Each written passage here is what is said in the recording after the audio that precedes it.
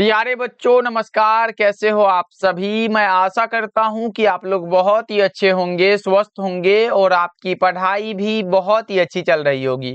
तो बच्चों आज के क्लास में हम लेके आए हैं आपके लिए 12th क्लास के फिजिक्स का 35 मोस्ट इंपॉर्टेंट ऑब्जेक्टिव क्वेश्चन। और साथियों ये सारे प्रश्न को हमने क्वेश्चन बैंक से सिलेक्ट किया है और आपको ये भी पता होना चाहिए कि क्वेश्चन बैंक हमारे एग्जाम के लिए बहुत ज्यादा इंपॉर्टेंट होता है। तो इस क्लास को बिल्कुल ध्यान से देखिएगा और आज के क्लास में दिए जाने वाले सारे प्रश्नों को सभी साथी अच्छे से याद करते चलिएगा। ओके, चलिए देखिए पहला नंबर सवाल आपके सामने दिया गया है। सभी बच्चे आंसर को भी लगाते चलिएगा। पूछा जा रहा है किसी वस्तु पर आवेश की न्यूनतम मात्रा कम नहीं हो सकती है। बच्चों आपसे ये पूछा जा रहा है कि किसी वस्तु पर आवेश की न्यूनतम मात्रा कितना से कम नहीं हो सकती है। तो बच्चों आप लोगों ने एक चीज तो पढ़ा होगा सर, Q बराबर जो Ne होता है, ये नंबर हमने बताया था कि नंबर कभी भी ये पॉइंट में नहीं होता है और यह एक से नहीं होता है कम। और एक इलेक्ट्रॉन का अगर मान ज्ञात करो मेरे भाई तो कितना होता है 1.6 इंटू 10⁻⁻⁹ कूलम्ब होता है। तो गुना एक करोगे तो हमारा सेम निकलेगा ना भाई, 1.6 इंटू 10⁻⁻⁹ कूलम्ब हो जाएगा। यानी कि इससे कम नहीं हो सकता है। तो बताओ 1 नंबर सवाल का जवाब क्या होगा। ऑप्शन ए हमारा बिल्कुल ही करेक्ट हो जाएगा। ओके बच्चों आपको यह भी पता होगा कि सबसे छोटा जो आवेशित कण होता है वो कौन सा सर, इलेक्ट्रॉन होता है। और इलेक्ट्रॉन का चार्ज तो 1.6 इंटू 10⁻⁻⁹ कूलम्ब ही होता है। बहुत अच्छे तरीके से समझ के करो जिससे कि ये सारा प्रश्न आपको क्लास में याद होता चले। चलो आगे बढ़ते हैं, अगला नंबर सवाल का जवाब बताओ। दूसरा नंबर सवाल आपसे ये पूछा जा रहा है कि दो वैद्युत क्षेत्र रेखाएं एक दूसरे को किस कोण पर काटती है। मेरे भाई हमने ये बताया था कि दो वैद्युत क्षेत्र रेखाएं एक दूसरे को कभी भी नहीं काटती है। यानी कि हमारा जो सही विकल्प होगा वो ऑप्शन डी हो जाएगा। इसीलिए आप याद रखना, ऐसे एग्जाम में 2 नंबर में आपसे ये पूछेगा कि वैद्युत क्षेत्र रेखाओं के गुणों को लिखे तो आपको लिखना पड़ेगा, क्योंकि आपको ये भी पता है कि सर जब तक लिखेंगे नहीं तो हमारा नंबर नहीं मिलने वाला है। इसीलिए अगर आप देखो हम आपके साथ इतना मेहनत कर रहे हैं तो आपका ये फर्ज है कि हमसे ज्यादा मेहनत आप करोगे तो फिर आपका रिजल्ट बेटर होगा। इसलिए अभी से मेहनत करना आप स्टार्ट कर सकते हो साथी। चलो आगे बढ़ते हैं, तीसरा नंबर सवाल का जवाब बताओ। किसी वस्तु पर आवेश का कारण क्या होता है। सर ये इलेक्ट्रॉन का स्थानांतरण होता है। जस्ट हमने ऊपर बताया ये इलेक्ट्रॉन का स्थानांतरण होता है। और इलेक्ट्रॉन का चार्ज भी हमने बताया आपको कि 1.6 इंटू 10⁻⁻⁹ कूलम्ब के बराबर होता है। यानी कि 3 नंबर सवाल का जवाब आपका सी हो जाएगा। ओके चलो आगे बढ़ते हैं। जहां समझ में नहीं आए वहां आप कमेंट करके पूछो, हम आपके जब ये जो भी क्वेश्चन होगा उसका रिप्लाई जरूर देंगे। देखो आवेश का एसआई मात्रक क्या होता है सर। आवेश का विमा भी एग्जाम में पूछा जा रहा है। विमा क्या होता है पहले ये बताओ कि आवेश का मात्रक क्या होता है। तो सर ये कूलम्ब होता है। आवेश का एसआई मात्रक क्या है बच्चों, कूलम्ब है। अगर विमा पूछेगा तो सर आवेश को क्यू द्वारा दर्शाते हैं। क्यू बराबर क्या होता है, फॉर्मूला आई गुना में टी होता है। देखो धारा का हम एम्पियर मात्रक लेंगे, टाइम का टाइम रहने दो, यानी कि सर इसका डायमेंशन जो होगा वो एटी हो जाएगा। ये भी आपको याद रखने हैं। एकदम समझ में आ रहा होगा, मैं ये उम्मीद कर सकता हूं। चलो आगे बढ़ते हैं, अगला नंबर सवाल देखो।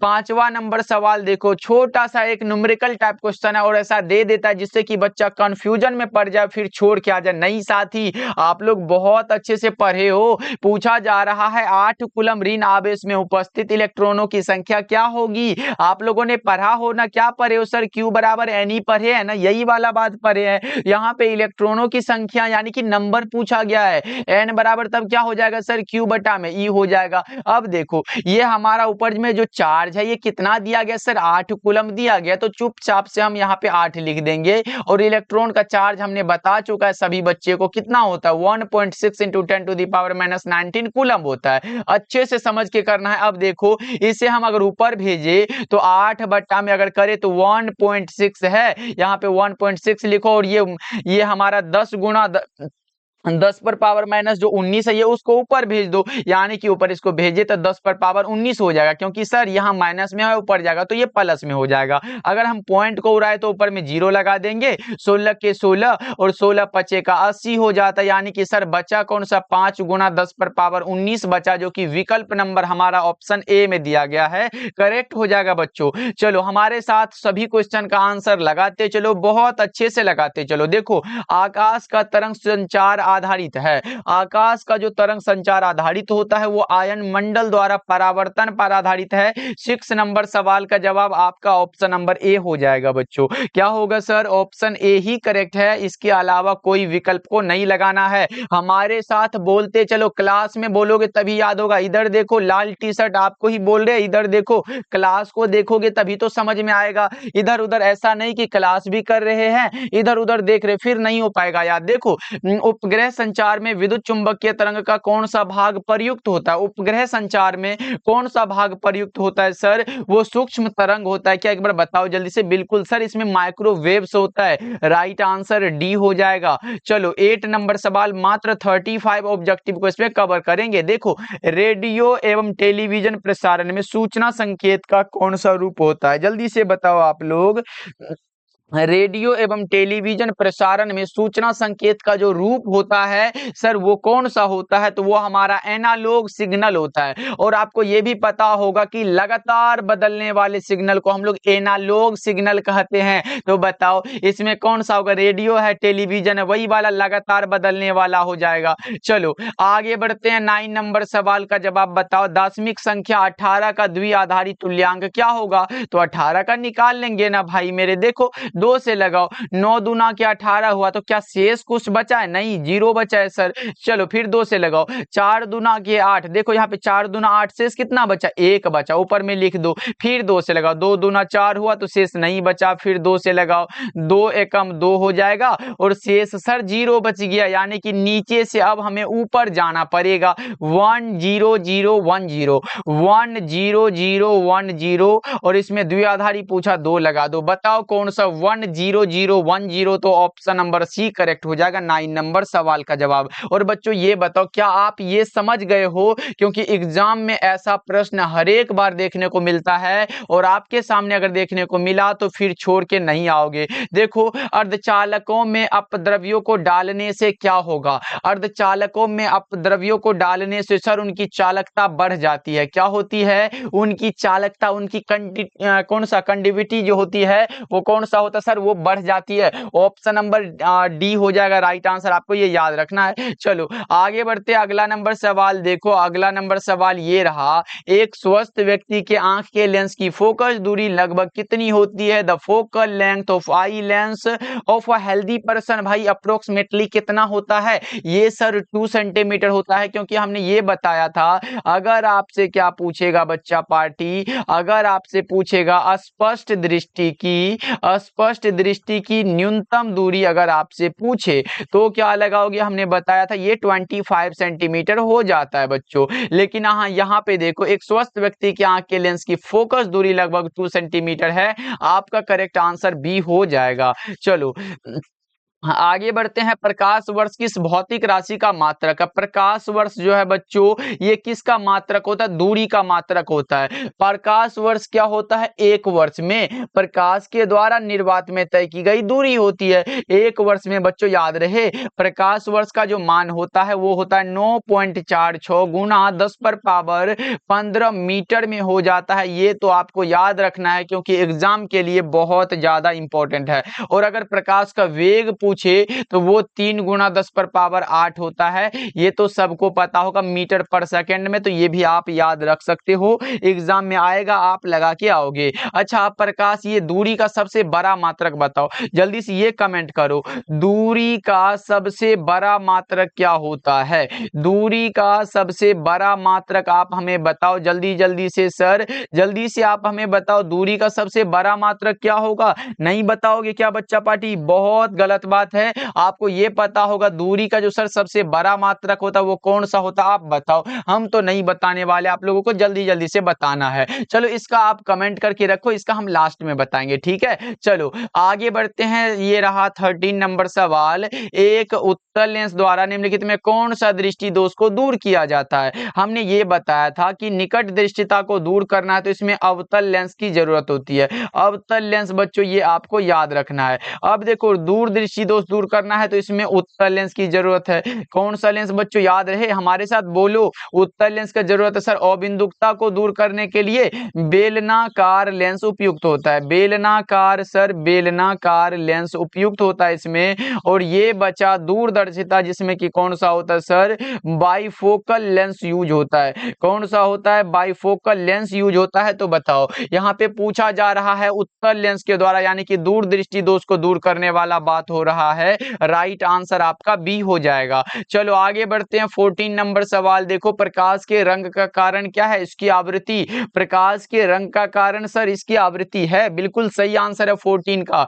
चलो आगे बढ़ते हैं। 15 नंबर सवाल देखो, जब भी मन हो आप अच्छे से रिवीजन कर सकते हो, अगर आपको याद नहीं है तो फिर याद कर सकते हो। सामान्य समायोजन में खगोलीय दूरदर्शक की नली की लंबाई क्या होती है। सामान्य समायोजन में पूछा जा रहा है, जो कि विकल्प नंबर FO प्लस FE होता है। राइट आंसर आपका डी हो जाएगा। बच्चा पार्टी लगाते चलो हमारे साथ आंसर को, क्योंकि बच्चों बिना संघर्ष के कोई भी महान नहीं होता है, इसीलिए आपको संघर्ष करना पड़ेगा। देखो, जैसे जैसे द्रव्यमान संख्या बढ़ती है, उसी के साथ साथ निम्न में से नाभिक से संबंधित किस राशि का परिवर्तन नहीं होता है। जैसे जैसे द्रव्यमान संख्या बढ़ेगा, किसमें परिवर्तन नहीं होगा, ये पूछा गया। तो सर डेंसिटी में कोई परिवर्तन नहीं होता है। 16 नंबर सवाल का जवाब सी हो जाएगा। चलो 17 का जवाब बताओ आप लोग। आइंस्टीन का द्रव्यमान ऊर्जा समतुल्यता संबंध क्या है। ये तो सब बच्चा पार्टी पढ़े हैं, इसका आंसर आप गलत नहीं करोगे। कौन सा होगा आइंस्टीन साहब का, E बराबर mc² होता है क्या। बिल्कुल सही आंसर है। ओके, एग्जाम में ऐसे आपसे पूछेगा, द्रव्यमान ऊर्जा समतुल्यता संबंध किसने दिया था, तो आप क्या लगाओगे, आइंस्टीन साहब ने। बच्चों देखो, एक ऑब्जेक्टिव से बहुत सारा बन जाता है, यानी कि ये देखो ऐसे करके लिख देगा, E बराबर mc², बोलेगा ये किसका मतलब ये संबंध है, ये किसने दिया था, तो आप लगाओगे सर आइंस्टीन साहब ने दिया था। ये हम बहुत अच्छे से याद रखेंगे, याद तो रखना पड़ेगा भाई। चलो आगे बढ़ते। 18 का जवाब बताओ, परमाणु के भीतर धनावेशित सूक्ष्म भाग को क्या कहते हैं। परमाणु के भीतर पूछा गया है, और हमने क्या बताया था, उसे हम लोग नाभिक कहते हैं। अच्छा ये बताओ, नाभिक की क्या पूछेगा बच्चों, एग्जाम में आएगा। देखो इधर ध्यान से देखो, नाभिक की त्रिज्या की कोटि कितनी होती है। नाभिक की त्रिज्या की कोटि कितनी होती है, सबको पता होना चाहिए सर। कितनी होती है, 10⁻⁻15 मीटर होती है। ये तो आपको याद रखना पड़ेगा। ओके, चलो आगे बढ़ते। अगला नंबर सवाल देखो, 19 नंबर सवाल है, परमाणु सिद्धांत किसके द्वारा दिया गया है। बताओ जल्दी से बच्चा पार्टी, सही सही कमेंट करके बताना लास्ट में कि कितना सही कर पाए हो। उसके बाद हमें भी तो पता चलेगी कि आपकी तैयारी किस लेवल की है, आप कैसा तैयारी कर रहे हो। चलो बताओ जल्दी से, परमाणु सिद्धांत किसके द्वारा दिया गया है। सर यह दिया गया डाल्टन साहब के द्वारा। किसके द्वारा, डाल्टन साहब के द्वारा। कब दिया गया था सर, 1803 ईस्वी में दिया गया था। ये आपको याद रखने सर, कब दिया गया था, 1803 ईस्वी में, पदार्थों की संरचना के अनुसार दिया था। चलो आगे बढ़ते, अगला नंबर सवाल का जवाब बताओ। देखो, टॉमसन विधि द्वारा ज्ञात किया जाता है इलेक्ट्रॉन का, क्या ज्ञात करते हैं, टॉमसन विधि के द्वारा इलेक्ट्रॉन का क्या ज्ञात करेंगे, ये बताओ जल्दी से। जल्दी से बताओ। पहले तो आपको ये पता होगा सर, आवेश तथा द्रव्यमान का अनुपात ज्ञात करते हैं। चलो ये तो हम जान गए सर, आवेश कितना होता है, 1.6 × 10⁻⁻19 कूलम होता है सर। और द्रव्यमान कितना होता है ये बताओगे क्या सर, बिल्कुल 9.1 × 10⁻31 kg होता है। देखो इसको अगर आप इसका अनुपात निकालोगे, मतलब आवेश तथा द्रव्यमान का अनुपात है, तो आवेश कितना होगा, 1.6 × 10⁻19 कूलम, और बटा में 9.1 × 10⁻31 kg हो जाता है। यही दोनों का जो अनुपात होगा वही क्या होगा, टॉमसन विधि द्वारा, यानी कि इलेक्ट्रॉन का आवेश तथा द्रव्यमान का अनुपात हो जाएगा। ये आपको बहुत अच्छे से याद रखने हैं। चलो आगे बढ़ते हैं। 21 नंबर सवाल देखो, प्रकाश किरण के तीखे कोण से मुड़ने की घटना को क्या कहते हैं। क्या कहते हैं सर, व्यतिकरण तो नहीं कहेंगे, अपवर्तन भी नहीं, इसे हम लोग विवर्तन कहते हैं। क्या कहते हैं सर, डिफ्रैक्शन कहते हैं। राइट आंसर बी हो जाएगा। चलो आगे बढ़ते हैं, बताओ अगला नंबर सवाल का जवाब पूछा जा रहा है, निम्नलिखित में कौन सबसे उत्तम एक वर्ण प्रकाश का स्रोत है? वो लेजर होता है। सर इसका आविष्कार कब हुआ था? कोई बच्चे बताओगे क्या? लेजर का आविष्कार कब हुआ था? बिल्कुल सर 1960 में हुआ था। लेजर का आविष्कार कब हुआ था? 1960 में हुआ था। एग्जाम में आएगा तो आप लगाओगे। चलो आगे बढ़ते हैं, 23 नंबर सवाल का जवाब बताओ। लो भैया हमने पूछा था और बताया भी था दोनों। सामान्य आंख के लिए स्पष्ट दृष्टि की न्यूनतम दूरी, इतने से लाइन को पढ़ना, इतू सा देखो बताओ क्या होगा। हमने बताया था कि फोकस दूरी 2 सेंटीमीटर लगाना और स्पष्ट दृष्टि की न्यूनतम दूरी 25 सेंटीमीटर लगाना, यानी कि आप कहोगे सर वो हमारा विकल्प नंबर डी जो है वो करेक्ट हो जाएगा। ओके बच्चों, चलो बताओ अगला नंबर सवाल का जवाब। 24 नंबर सवाल है, बताओ जल्दी से। एक सरल सूक्ष्मदर्शी से बना हुआ प्रतिबिंब कैसा होगा? यहाँ पे सर एक सरल सूक्ष्मदर्शी यानी कि सिंपल माइक्रोस्कोप है और इसके द्वारा प्रतिबिंब काल्पनिक और सीधा बन जाता है। 24 का ऑप्शन नंबर ए बिल्कुल करेक्ट हो जाएगा, क्योंकि एग्जाम में ये प्रश्न कई बार लगातार पूछा गया है, तो आपको याद रखना है। चलो आगे बढ़ते हैं, 25 नंबर सवाल का जवाब बताओ। मृग मरीचिका का कारण क्या है? सर प्रकाश का पूर्ण आंतरिक परावर्तन यानी कि टोटल इंटरनल रिफ्लेक्शन होता है। TIR आप बहुत अच्छे से याद रखोगे, क्योंकि ये भी एग्जाम में आया हुआ है। अच्छा ये पूछेगा, कौन सा पूछता है सर? अच्छा इसी में होता है हमारा, क्या होता है पूछेगा कि पूर्ण आंतरिक परावर्तन क्या है, इसके लिए आवश्यक शर्तों को लिखिए, ये 2 नंबर में आएगा। अच्छा ये बताओ, हीरा वाला सिद्धांत भी इसी पर आधारित है और हीरा का अपवर्तनांक 2.42 होता है और इसके लिए क्रांतिक कोण 24.41 डिग्री होता है। ये तो आपको याद रखना पड़ेगा। ओके, करेक्ट आंसर आपका ऑप्शन ए बिल्कुल सही है। चलो आगे बढ़ते हैं, 26 नंबर सवाल देखो। हीरा का अपवर्तनांक लो जस्ट हमने ऊपर बताया, और जितने बच्चे ध्यान से देख रहे होंगे तो उसका सही होगा। 2.42 होता है सर। कितना होता है? 2.42। हीरा का अपवर्तनांक 0.42 है। हमारे साथ बोल लो 1-2 बार, सही हो जाएगा, याद भी हो जाएगा। चलो बताओ 27 का बताओ। यहाँ पे देखो 2 लेंस है जिनकी क्षमता -15 डायोप्टर है, प्लस में 5 डायोप्टर है। दोनों को संयुक्त करने पर समायोजन की फोकस दूरी क्या होगी? यहाँ पे 2 लेंस है, लेकिन यहाँ पे कोई ये नहीं है कि एक उत्तल है एक अवतल है, या फिर एक अवतल है एक उत्तल, ऐसा नहीं है। दोनों जो है वो लेंस ही है, और इसमें मतलब दोनों को संयुक्त करने पर समायोजन की फोकस दूरी पूछा जा रहा है।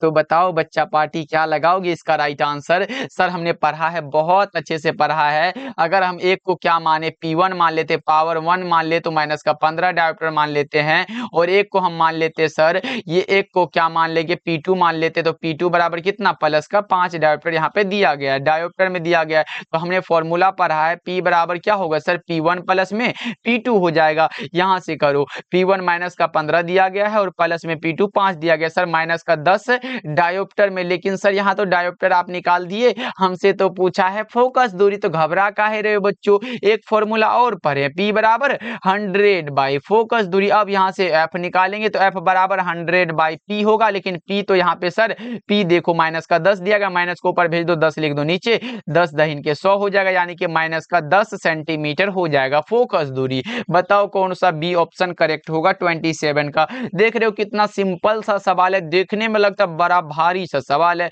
विस्थापन धारा का मात्रक क्या होगा? विस्थापन धारा का मात्रक क्या होगा सर? एम्पियर होगा। विद्युत धारा का भी अगर हमसे पूछेगा, विद्युत धारा भी पूछेगा सर, तो भी हम क्या लगाएंगे? तो भी हम लोग एम्पियर को ही लगाते हैं, तो ये आपको याद रखने हैं। ओके चलो बताओ। अच्छा एक चीज और याद रखना कि विद्युत धारा जो है ना सर, ये एक अदिश राशि है, क्या है, स्केलर क्वांटिटी है, ये भी आप याद रखोगे। चलो बताओ 29 नंबर सवाल है, इनमें से विद्युत क्षेत्र में विक्षेपित होता है कौन सा ऐसा है जो विद्युत क्षेत्र में विक्षेपित हो जाता है? कैथोड किरण है, नहीं होने वाला गामा किरण होता है, ये दोनों याद रखोगे। चलो बताओ 30 नंबर सवाल है, एक्स किरणों का तरंगदैर्घ्य लगभग कितना होता है बच्चों? बताओ एक्स किरणों की तरंगदैर्घ्य लगभग 1 एंगस्ट्रम होती है। Correct answer option number C हो जाएगा। आपको बच्चों बहुत अच्छे याद रखना है, और आपको ये भी पता होगा सर, क्या पता है, 1 एंगस्ट्रम बराबर जो होता है वो क्या होता है, 10 पर पावर -10 होता है, ये आप याद रखना, एग्जाम में आ चुका है, ऐसे आएगा तो भी लगा देना आप। चलो बताओ आरसी का विमीय सूत्र क्या है, ये भी पूछने वाली सर। ये आर मतलब प्रतिरोध, सी मतलब धारिता, दोनों का जो कॉम्बिनेशन होगा ना उसी का विमीय सूत्र पूछा है। बड़ा आसान सा सवाल है।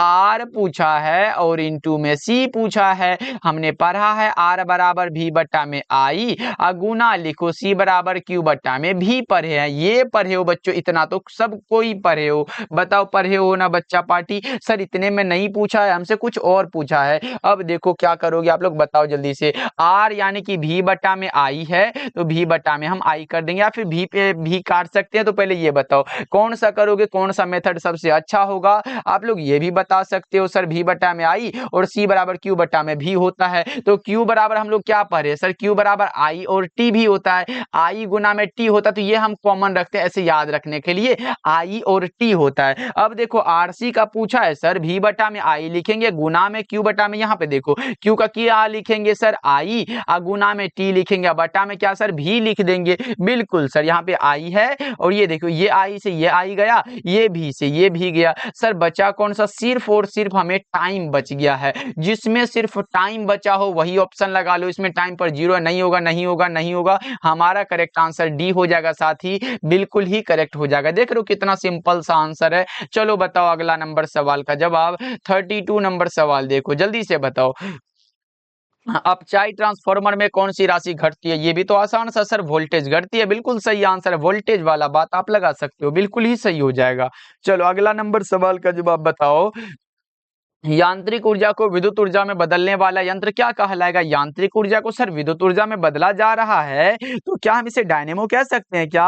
बताओ आप लोग ही क्या कहेंगे, इसे डायनेमो कहेंगे। और लेकिन अगर हम विद्युत ऊर्जा को यांत्रिक ऊर्जा में बदल देते तो इसे मोटर कहते बच्चों, ये दोनों याद रखना। चलो बताओ 34 नंबर सवाल देखो। प्रतिघात का मात्रक क्या होता है सर? प्रतिघात रहे, प्रतिरोध रहे, धारितीय प्रतिघात रहे, प्रतिबाधा रहे, सबका हम ओम लगाते आए हैं। ऐसे फैराड किसका होता है? फैराड जो होता है ना सर, ये किसका होता है बताओ पहले आप लोग। सर ये धारिता का होता है। किसका होता है? धारिता का होता है। वोल्ट किसका होता है सर? ये विद्युत विभव का होता है। एम्पियर किसका होता है सर? ये धारा का होता है। तो बचा तो सिर्फ यही ना, तो ऑप्शन ए लगा देते हैं। चलो अगला नंबर सवाल और आज के क्लास का लास्ट सवाल है। प्रत्यावर्ती धारा निम्न में से कौन सा प्रभाव प्रदर्शित करती है? प्रत्यावर्ती धारा ऊष्मीय प्रभाव को ये प्रदर्शित करती है। कौन सी धारा बच्चों? ऊष्मीय धारा को ये क्या करती है सर? प्रदर्शित करती है। हमारा करेक्ट आंसर बी हो जाएगा।